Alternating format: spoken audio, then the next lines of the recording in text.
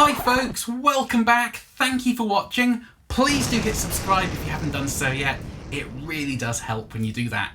So a few weeks ago I demoed this pedal here, the Chorus Ensemble Mini from PastFX over in Brisbane, Australia. And essentially what that pedal is a like-for-like replica of the huge old Boss CE-1 Chorus Ensemble. And as we saw in that video, the PastFX sounds so close to my original, it's scary. Now, one thing a lot of people, myself included, have loved about the CE-1 over the years is the really unique preamp circuit on the front end. And I made a video a couple of years ago showing how if you turn the chorus effect off, you can still use that preamp as a really unique sounding overdrive, and it sounds wonderful. Now, the pedal I've got to show you today is another PastFX pedal.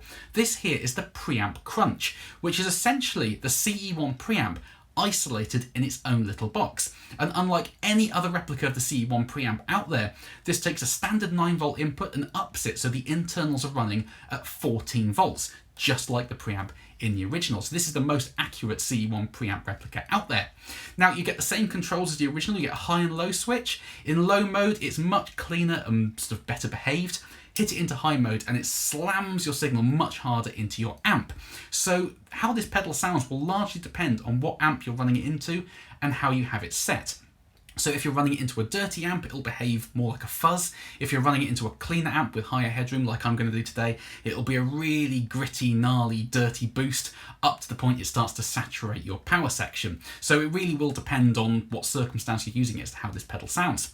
Now, I also made a video a couple of years ago about why you have to always give these original CE-1s a buffered guitar signal, because these were designed to be used with keyboards, and so the pot on the preamp is a really low value pot.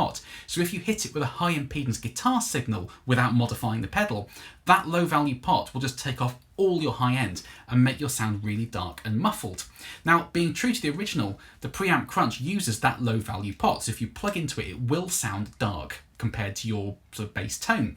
However, if you don't want to have to always give this pedal a buffered signal to sound bright and defined, one very handy mod they've included is a front end buffer, which is switchable on the front. So if you don't want to use a buffered guitar signal, flick that switch, it will sound bright and defined in any situation, but you can still get that darker sound if you want to. So that's a really handy addition that makes this pedal so much more versatile.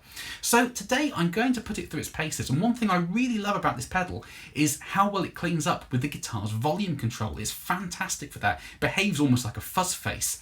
So I'm going to do some low gain, some high gain, with and without the buffer, control the amount of saturation on the fly using the guitar's volume, and just see what this pedal is all about, because it sounds absolutely wonderful. It has this really sort of gritty breakup. It's almost like the Hudson broadcast in its breakup. It definitely has that sort of sound. So I cannot wait to show it to you guys today to see how much you like it. So without further ado, guys, let's get going.